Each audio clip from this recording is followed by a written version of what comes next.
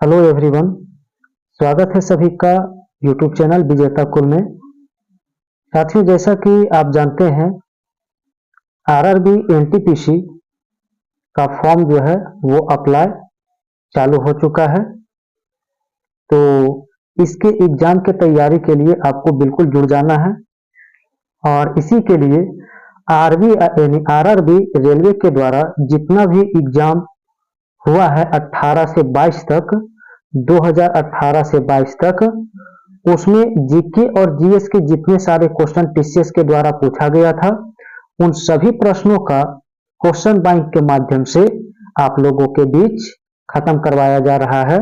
तो यदि आप इस चैनल पे नए हैं और आप भी एनटीपीसी, ग्रुप डी, एएलपी आदि, आरपीएफ आदि एग्जाम के लिए एग्जाम देना है, तो आप इन क्वेश्चन बैंक के प्रश्न को एक नजर से जरूर देख लीजिएगा, क्योंकि रेलवे में, एसएससी में प्रीवियस क्वेश्चन बहुत सारे पूछे जाते हैं।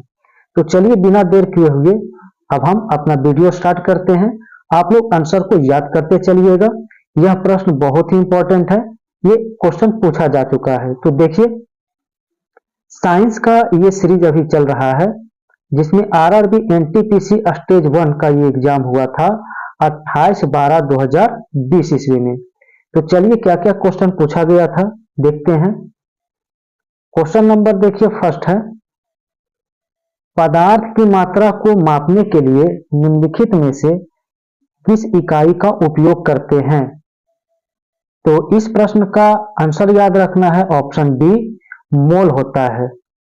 अब मोल आया है तो याद रखना है, एक मोल इक्वल टू जो होता है वैल्यू, इसका एग्जाम में पूछा गया है, तो वैल्यू याद रखना 0.6022 इंटू 10⁻23, इतना इसका संख्या अणु या आयन होता है।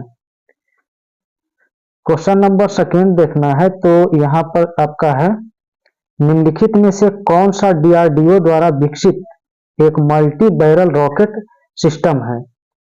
तो इसमें आपको देखना है कि कौन होगा, त्रिशूल, धनुष, पिनाका या पृथ्वी।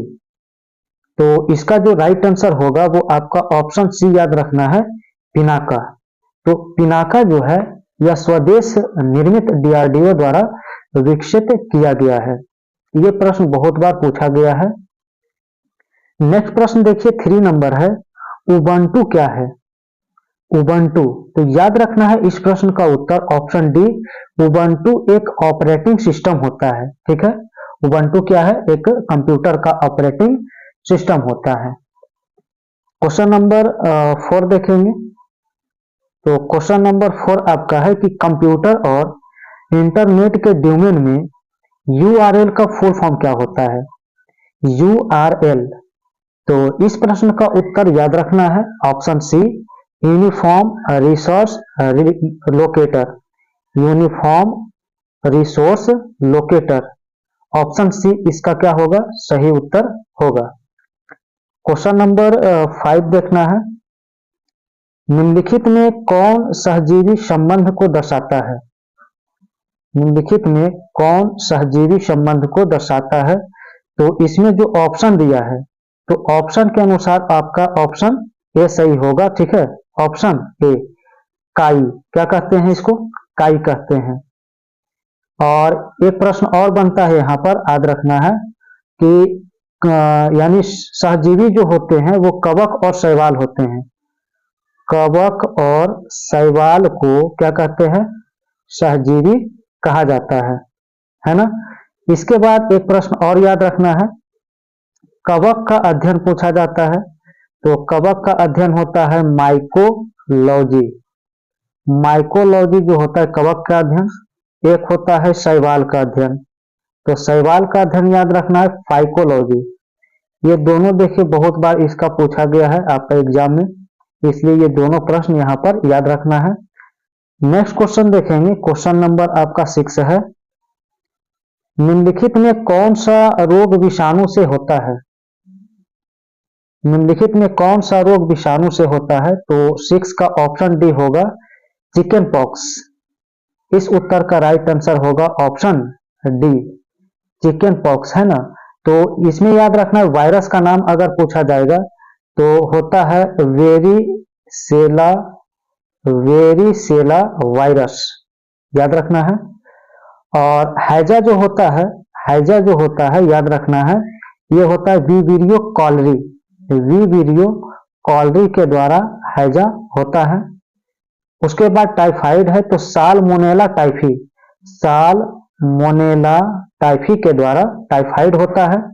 वहीं तपेदिक जिसे टीबी कहते हैं तो इसका याद रखना माइकोबैक्टीरियम ट्यूबरकुलोसिस इसका उत्तर होता है। क्वेश्चन नंबर 7 है, निम्नलिखित में से किस माध्यम में ध्वनि नहीं जा सकती है। तो देखिए यहां पर याद रखना है कि ध्वनि के लिए माध्यम का होना आवश्यक होता है। तो ऑप्शन बी राइट होगा, निर्वात से होकर ध्वनि यात्रा नहीं कर सकती है, जबकि प्रकाश निर्वात में भी यात्रा करती है। ध्वनि जो होता है वो अनुदैर्घ्य तरंग होता है। ध्वनि कैसा होता है? अनुदैर्घ्य तरंग होता है। और प्रकाश अनुप्रस्थ तरंग होता है। प्रकाश जो होता है वो अनुप्रस्थ तरंग होता है। ध्वनि का अध्ययन एक्रोस्टिक्स कहलाता है। और ध्वनि का जो होता है सर्वाधिक वेग वो इस्पात में होता है। ध्वनि का सर्वाधिक वेग इस्पात में होता है। क्वेश्चन नंबर 8 देखेंगे। 8 नंबर प्रश्न है, सेरीकल्चर शब्द निम्नलिखित में से किससे संबंधित है। तो सेरीकल्चर जो है वो ऑप्शन बी सही होगा, रेशम की खेती। मधुमक्खी पालन एपीकल्चर होता है, मछली पालन पीसीकल्चर, और पक्षी का अध्ययन जो होता है ऑर्निथोलॉजी होता है। ठीक है। नेक्स्ट क्वेश्चन नंबर 9 है, यदि किसी व्यक्ति का द्रव्यमान पृथ्वी की सतह पर 60 केजी है तो चंद्रमा की सतह पर व्यक्ति का द्रव्यमान क्या होगा। अब इसमें क्या होता है, जब एग्जाम में आता है तो बहुत सारे स्टूडेंट से गलती हो जाता है क्योंकि क्वेश्चन समझ नहीं पाते हैं। इस प्रश्न का उत्तर ऑप्शन सी सही होगा, 60 केजी, क्योंकि द्रव्यमान बदलता नहीं है, द्रव्यमान नियत रहता है, निश्चित रहता है। तो 60 केजी अगर सतह पे भी है तो द्रव्यमान चंद्रमा पे भी 60 केजी ही होगा। चलिए अगला प्रश्न देखिए, क्वेश्चन नंबर 10, कंप्यूटर के किस भाग को उसका मस्तिष्क कहते हैं। तो बिल्कुल इसका राइट आंसर ऑप्शन सी याद रखना है, सीपीयू, सेंट्रल प्रोसेसिंग यूनिट। रोम होता है रीड ओनली मेमोरी, और वहीं अगर रैम पूछा जाएगा तो रैंडम एक्सेस मेमोरी होता है। नेक्स्ट देखेंगे। अब देखिए अगला जो आपका है एग्जाम हुआ था 30/12/2020 का स्टेज फर्स्ट का एग्जाम, उसमें पहला क्वेश्चन था, निम्नलिखित में से क्या तंत्रिका तंतुओं से बना होता है जो प्रतिवर्ती क्रिया के बीच मध्यस्थता करता है और आवेगों को मस्तिष्क तक और मस्तिष्क के विभिन्न भागों तक पहुंचाता है। तो 11 का देखिए ऑप्शन सी बिल्कुल राइट होगा, मेरुरज्जु, स्पाइनल कॉर्ड। तो ये इस प्रश्न का राइट आंसर होगा, आप सभी को याद करना है। नेक्स्ट क्वेश्चन 12 देखिए। 12 नंबर प्रश्न है कि निम्नलिखित में से कौन सी भारत की उपग्रह आधारित संवर्धन प्रणाली है। तो इस प्रश्न का उत्तर याद रखना है, ऑप्शन ए ही सही होगा, गगन। तो गगन जो है ये भारत की उपग्रह आधारित संवर्धन प्रणाली है। क्वेश्चन नंबर देखेंगे नेक्स्ट 13 नंबर सवाल।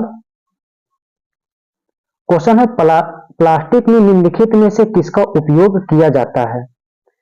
तो प्लास्टिक में जो होता है वो एथिलीन का उपयोग किया जाता है। तो इस प्रश्न का ऑप्शन डी सही होगा, एथिलीन। ठीक है, एथिलीन के बहुलीकरण से प्लास्टिक का निर्माण होता है। चलिए क्वेश्चन नंबर 14 देखिए।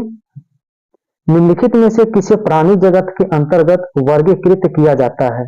तो प्राणी जगत के अंतर्गत वर्गीकरण जो होता है वो मेटाजोआ को, यानी ऑप्शन बी इसका क्या होगा, राइट आंसर होगा, मेटाजोआ।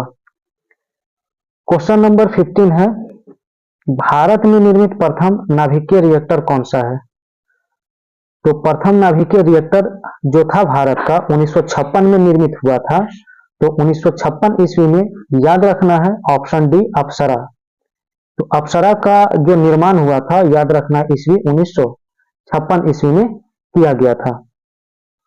क्वेश्चन नंबर 16 है, निम्न में से कौन एक अजैविक घटक नहीं है। अजैविक घटक बिल्कुल राइट आंसर याद रखना है ऑप्शन बी इसका क्या होगा, राइट आंसर होगा हरा पौधा। तो हरा पौधा अजैविक घटक नहीं है। चलिए, पारिस्थितिकी तंत्र में दो अवयव होते हैं, अजैविक घटक और जैविक घटक। क्वेश्चन 17 देखना है कि कंप्यूटर के संदर्भ में ट्रैकर बॉल कैसा डिवाइस होता है। ट्रैकर बॉल, तो इसमें आउटपुट, स्टोरेज, प्रोसेसिंग, इनपुट। तो ट्रैकर बॉल देखिए इसमें याद रखना है ऑप्शन डी होगा, इनपुट डिवाइस होता है। तो ट्रैकर बॉल जो होता है वो हो जाएगा इनपुट डिवाइस। क्वेश्चन 18 है, निम्न में से कौन अकशेरुकी प्राणियों में शामिल नहीं है। अकशेरुकी प्राणियों में शामिल नहीं है, तो इसका उत्तर ऑप्शन डी याद रखना, सरीसृप, रेप्टाइल्स कहते हैं। तो सरीसृप इसका क्या होगा, सही आंसर होगा।